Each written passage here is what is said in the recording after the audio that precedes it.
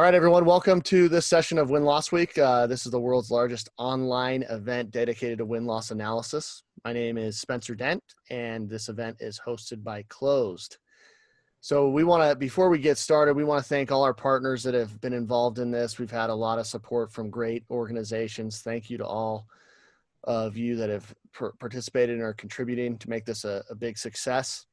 And today for our session, we're going to focus on how do you evangelize win-loss insights and how do you actually drive change in your org?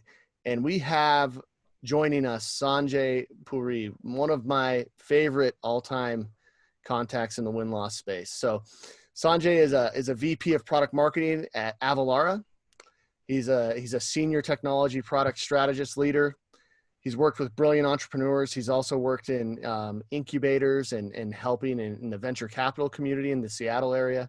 So he's seen a lot of really successful businesses. He's helped build a lot of business strategy and, been on a ride at Avalara that maybe we could start out and have you tell us a little bit about that. I think the company's probably grown by 5 to 10 times in the few years that you and I have known each other, let alone all the other success you guys have had. So he's had a lot of success. So Sanjay, thanks so much for joining us today.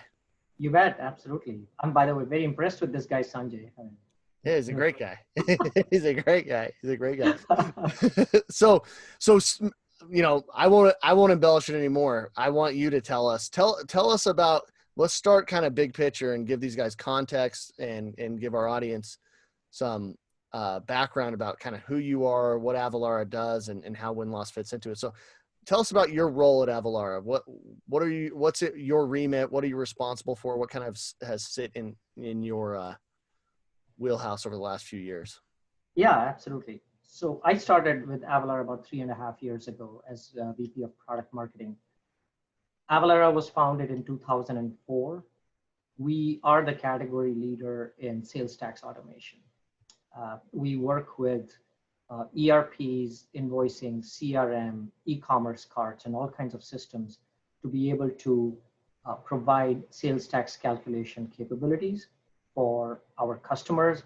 But then we do a number of other things, returns, tracking exemptions, doing VAT and GST taxes, cross-border customs duties and imports. What was interesting was that when I joined the company, there was no product marketing. And one of my key challenges was to come up to speed very, very quickly with the products, the organization, but most importantly to me, what do customers think about our products and our capabilities? And the challenge with joining a company when it is already doing well, growing extremely rapidly is people know what they know, and you learn through tribal knowledge, but there's no documentation. There is no good way of learning what about the customer perspective on your products, on your sales, on your marketing.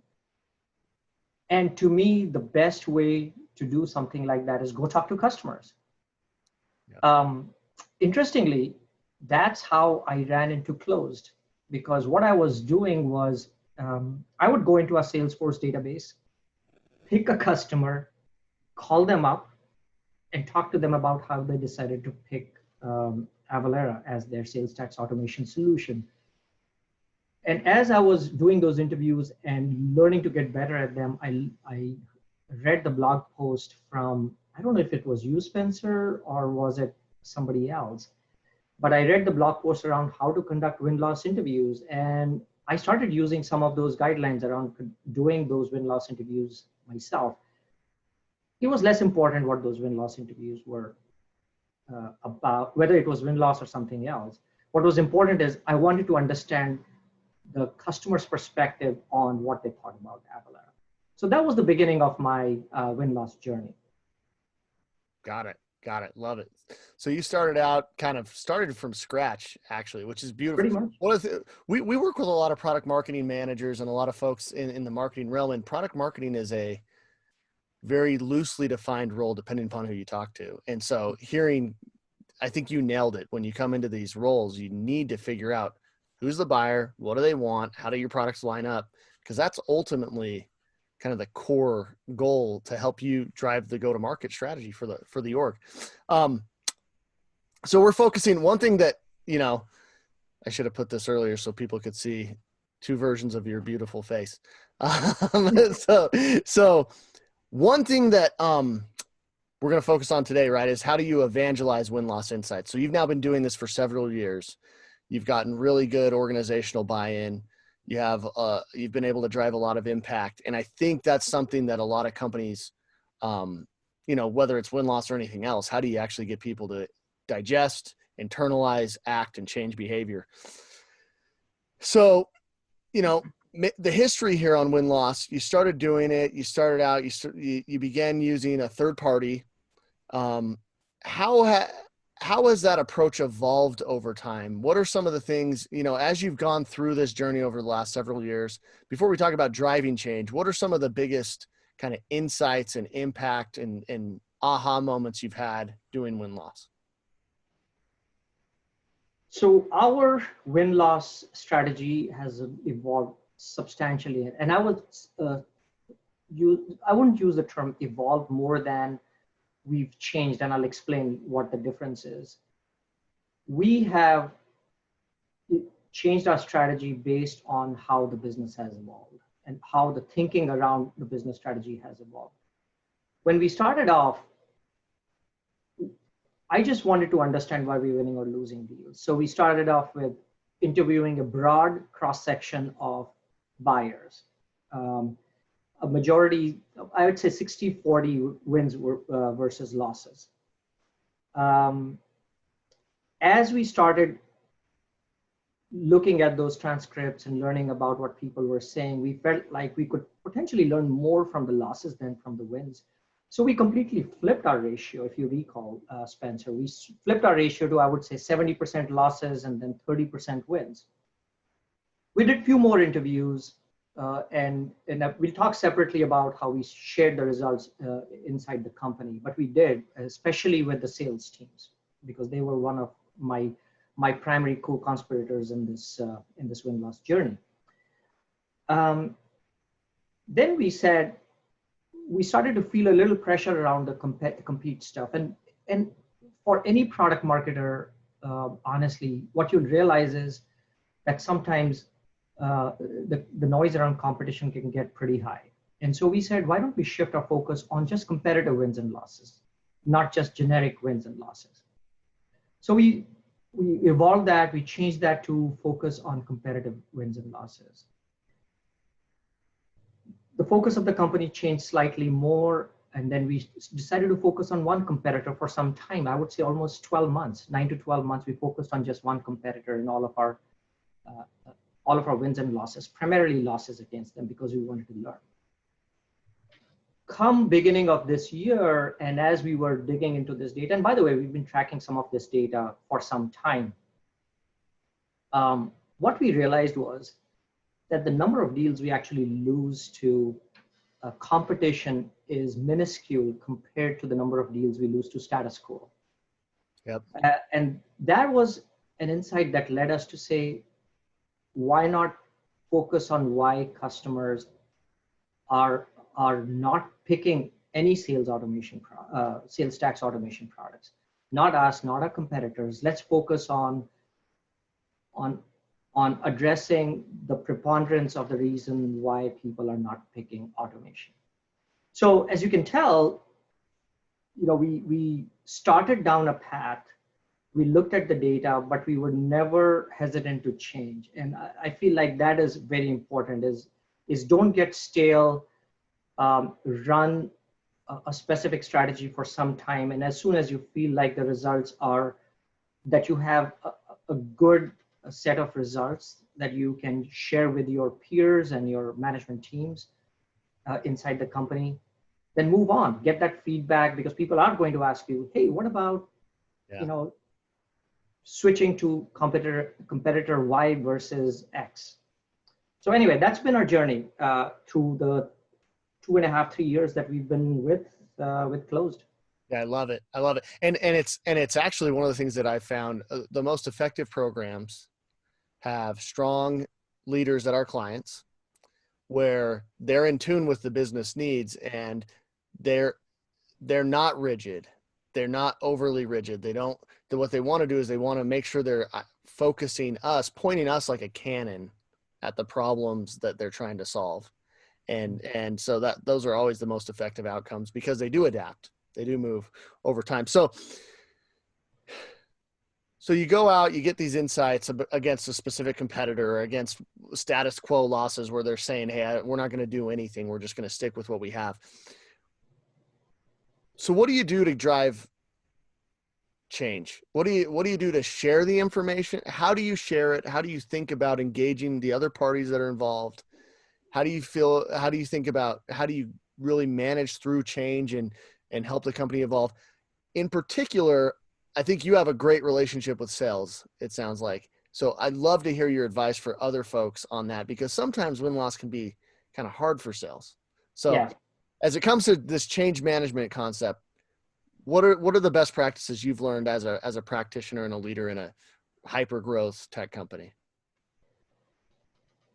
I think the first step needs to be that you need to be in step with sales, and what are their big barriers, what is preventing sales from being most effective, what is preventing them from selling more, converting better, increasing ASP. That's what sales cares about.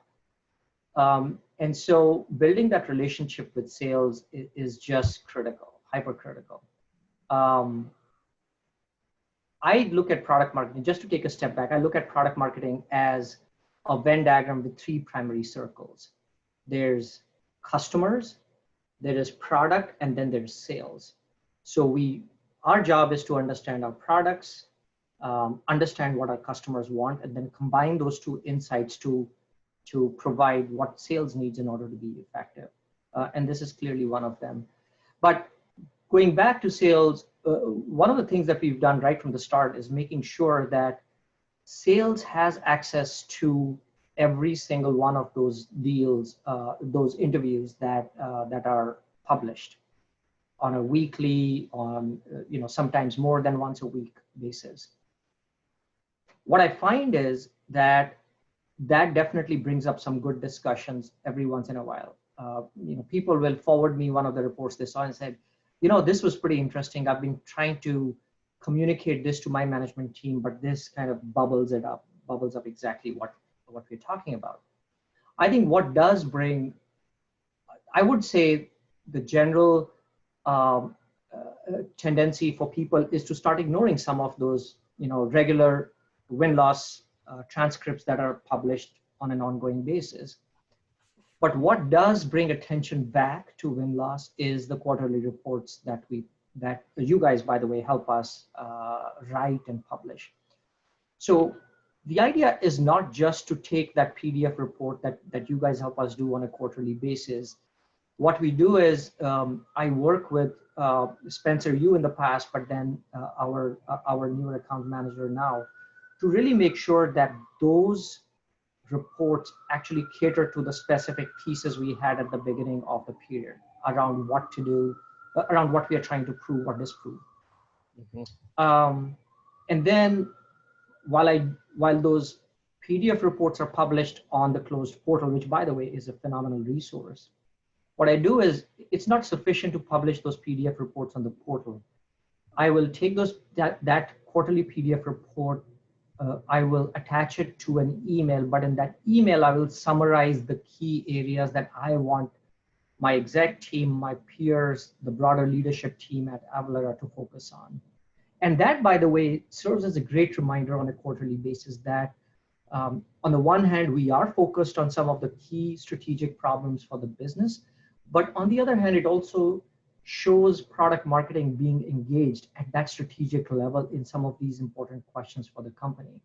Because very frequently, it can appear, while product marketers do see themselves as being one of the most strategic groups inside a company from a technical perspective, from a business, from a revenue perspective, that fact can get lost on the rest of the company just because there's only so many of us. But I think it does sending out some of those reports with some of those key strategic areas bubbled up does help bring attention back to the fact that we are looking at these. And that's also what ends up stirring up discussions yet again around how should we change our strategy? Should we be asking a different question? Should we be asking that differently? Or should we be looking at a different thesis entirely for the next quarter or next year or what have you? Yeah, I love it. Love it. Almost tell me how accurate this is. If I were to repeat it back to you, this is kind of the workflow almost that I heard. You're in lockstep with sales. You fundamentally as a product manager believe your job is to enable them and help them be successful. That's kind of step one. And so then you go out and you focus on a pocket of the business where if you can understand better, it will help sales get more traction. And you transparently share the feedback back with them throughout the quarter, throughout the time period that you're doing this. Then when it comes time to get that next layer up, right? Not the frontline sales rep, not the frontline sales manager, but the next layer up in the organization involved, having a solid, crisp summary of what you've heard with the key bullet points and the implications to be a talking point. That then you just evolve the process again. Hey, so we learned X. That means we should go focus on Y this next quarter. Sales.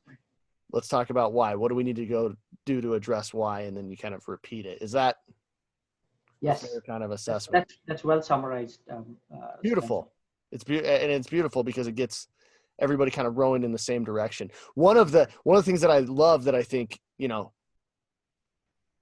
from my experience working with a lot of companies, win-loss is dead on arrival if you don't have this relationship like you have with sales. It starts to feel like a witch hunt. The reps feel like you're there to get them in trouble, and they really, really don't like it. And they'll block you from talking to their customers. They'll block you. They won't fill out their pipeline correctly, et cetera, and prevent the whole process from starting. So that first step is really, really key. Yeah. And I'll just say this, that will also be a function of the quality of your sales leadership. I mean, we are very fortunate to have a phenomenal sales leader at Avalara. And he is so committed to the idea of continuing to improve, whether it is processes, productivity, talking points, collateral, and that's what makes for a great relationship, which is, you have people who are trying to get better at their craft and trying to make their organization better at their craft. And that's just a winning formula. Love it. Yeah, it's so true. So true. It's actually the best sales reps always want feedback because they want to know how they can win more deals, right? They're obsessed with crushing their quotas. And yeah. And I'll say one more thing though. I was talking about that Venn diagram with sales, with product, and with customers. Now what we're finding is there's a huge pull, even from product management, on reading these win-loss reports. And that momentum has been growing as, again, we purposefully try to evangelize win-loss analysis within the company, right? It goes out to our product management leadership. They see the results, and somebody sees it, and they tell the person reporting to them, hey, you should read this report. This had some really interesting insights about how the customer thought a product was too complex or was not priced right or whatever else, right? Yeah.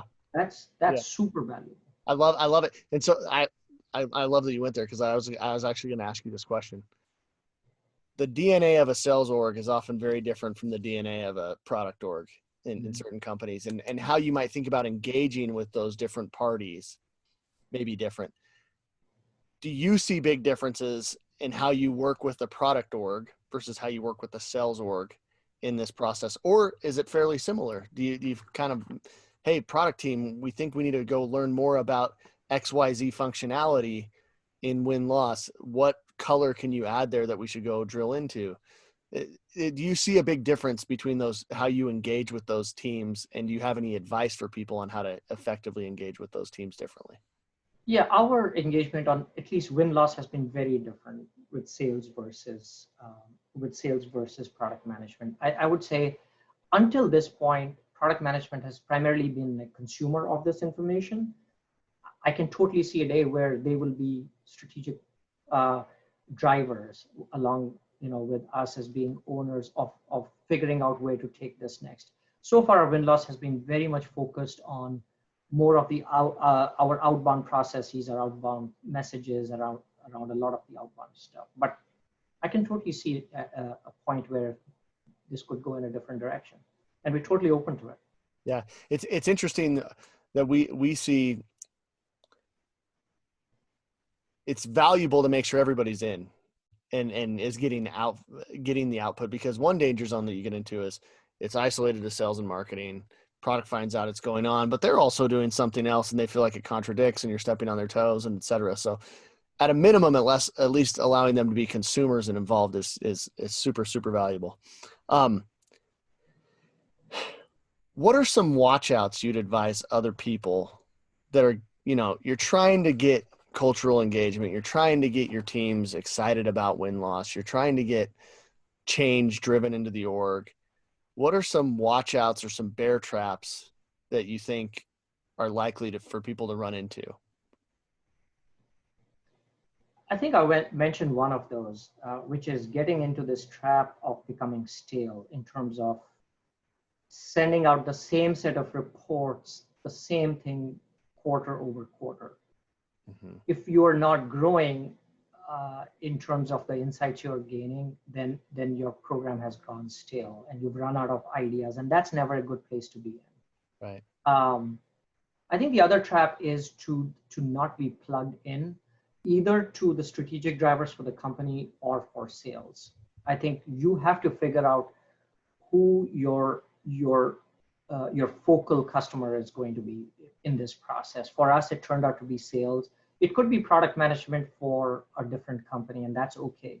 But right. You have to understand who are going to be your supporters in this journey of win-loss analysis, because doing win-loss purely for win-loss analysis is not interesting. You have to go into it with a hypothesis, disprove or prove it, and then figure out another hypothesis, again, consistent and aligned with where the company is going and what do the leaders in the company care about. Yeah. I'd say those are my biggest takeaways. Yeah. The staleness is huge, right? If it's the same set of questions every time, you have to adapt. And that starts at the very top with what you're talking about, a hypothesis-driven approach. What am I trying to understand here? How do I adapt my approach to help me answer that question, and then refine that and move on to the next step? The not plugged in is interesting too. I think that's huge. I've seen companies kind of fall on their face when it comes to win-loss, when it comes to, they're treating it more like a homework assignment than like this is an operationalized part of our business. We are doing this in an ongoing way and strategically using it to drive us forward as an organization, to win more deals, to make more money, to hit quota, et cetera, to fulfill our purpose as a business. And sometimes when companies treat it more like hey, I just have this academic assignment to put together this report and I send it out once, and it's the same thing every time, and nobody's involved in what I do or how I do it or has input. I just do it over and over. Dead on arrival. People aren't going to consume it. They're not going to trust it. Yeah. And what I think related to that is, as a leader, as a product marketing leader who's driving this, make sure that you yourself are reading those reports. And then with you could take few of those and editorialize them and send to a certain set of leaders within the company and say, hey, you know what, we were discussing this the other day. Here's something that actually is talking about the same set of areas that are of concern to us. So that goes a long way in just, again, raising the visibility for some of these initiatives. Love it. Yeah, totally love it. And how many executive conversations occur a day where nobody's actually talking from a customer data point, right? Yeah. And so when you can bring that, you bring a lot of power to the conversation. And absolutely. Absolutely. I remember this phrase, one of my dear friends, Adele Rubella, who runs Buyer Personas, said to me, my favorite quote is, your opinions, while interesting, are not useful to me. Right? Yep. And this is what this process provides us data around, specifically from customers. Yeah, I love it. Love it. Especially when you can come, the one danger zone that companies get into is they do an anecdote. And so I have one anecdote, but when you can come with example, this element around pricing, our pricing model is a challenge. And here's 3 different deals That's right. in the last 3 months that where the buyer is mentioning this, that not only gives it validity, but it reinforces it and can get that much more momentum. So that's awesome. So culturally, what do you think are the ingredients that you need to instill in your culture to help drive this? I think we've covered a little bit of this, but I really want to, this is something I want to kind of reinforce, because things I'm hearing you talk about are like transparency, engagement up front and on the back end of reading things out. What elements of the Avalara culture have made win-loss successful there that other companies should think about trying to replicate? There are a couple of areas that I would point to. I think one is around this commitment to improve, which comes from the place of humility, which is, yeah, I know I need to do a bunch of things. I know I'm not going to know the answers to all of them, but you know what? I'm very well going to go out and figure it out. And so that's, I think, definitely one of those areas. And that commitment to excellence and commitment to improve comes from a deep place of self-awareness, right? Which is, yes, we don't know the answers. Here's the areas that are blind spots for us, but we have ways to address that. That would be one. And I think the other part culturally that is key is trust between organizations. There is so many places that I've been at or I have seen where sales and marketing look at each other with suspicion. And if you have that type of a situation, it becomes hard to work on this, because again, unless goals are aligned, it is going to be hard to make this program, or honestly anything else, succeed. Yeah, I love it. And actually, that's a beautiful, like, I've actually not heard somebody explain it in such a simple way. The humility around, we want to improve. We're willing to recognize we don't always get it right from a sales standpoint, from a product standpoint, from a pricing standpoint, and trust that it's okay. It goes back to like Maslow's hierarchy of needs. Like if you don't feel safe, Yeah. you can't actually grow. And so you need to have a culture of a little bit of safety where there's trust, humility, and people want to grow and learn. So Yeah. awesome. I mean, final question for you. We've covered a ton here. Is there anything else that you would tell somebody? You've been successful doing this now for a long time. Is there anything else that you would tell somebody that they should be thinking about as they go out to run and try to get value from win-loss analysis in their org? Is there any, 2 or 3 pointers that we haven't covered that you would tell somebody to absolutely think about? Well, I'll give you an anecdote around how doing this has actually resulted in a clear outcome of some sort. I spoke to you about status quo and how we've gone down that path of doing win-loss interviews around status quo. And we had a hypothesis that a lot of what was happening is people do not see the return on investment around sales tax automation. We had that hypothesis. We started the win-loss interviews. There were other internal discussions. But as a result of that, as we were starting to think through this, what we felt was we needed to give sales and our marketing teams a way to evaluate that return on investment, or ROI, around sales tax automation. Yeah. And again, as we read through the interviews, it was clear people needed some type of a calculator, a simple calculator for calculating ROI. And that's what we've done based on everything that has happened, internal discussions, conversations with sales, win-loss interviews. You see a version of the ROI calculator, we call it the cost of manual compliance calculator, up on our website. That's available to every one of our prospects that's coming top of funnel. And there are other tools that you'll see on our website which kind of refine that further to a place where we want to be. But all of that happens because you are, again, making this win-loss analysis part of your all-up strategy. It's not a single thing that's going to determine success or failure, but it's going to be one other tool in your arsenal to be able to achieve success. I love it. I love it. And it's not a one-time project, it's an evolving program. That's right. That's right. Part to steer the org. I love it. That's great. That's great. Sanjay, can't thank you enough. You're awesome, man. Thanks so much for taking time. I'm going to do a plug for you here. Avalar is a great company. They're growing really fast. I know that Sanjay's team's gone from like 2 or 3 people to a decent size org.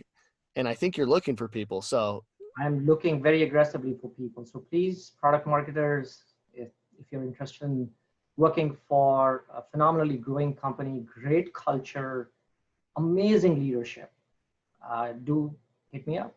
Yeah, great org. Been super successful, and only sky's the limit, especially in today's world that's all going digital. Companies need to figure out how to collect taxes when they don't have a till anymore, right? So awesome.